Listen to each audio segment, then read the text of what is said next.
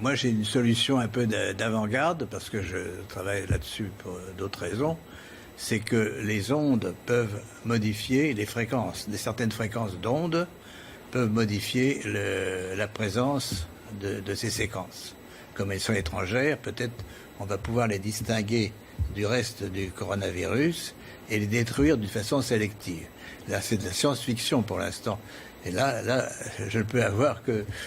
Je peux la vérifier que si j'ai les moyens de le faire. Autrement, je pourrais... Les ondes, c'est-à-dire? Oui, parce que je ne suis pas sûr de comprendre. Qu'est-ce que vous appelez les ondes? Les ondes, ce sont des ondes électromagnétiques, n'est-ce pas? Je pense, si vous voulez, qu'on vit dans un environnement très différent de celui de nos ancêtres. Et sans se rendre compte, enfin, on adore les ondes, on communique par les ondes tout le temps, n'est-ce pas?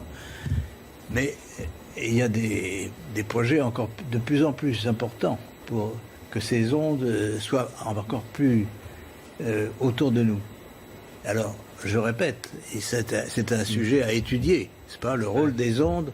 On a dit, par exemple, que la ville de Wuhan était très en avance pour l'installation d'antennes 5G, n'est-ce pas? Oui. 10 000 antennes sont dans cette région.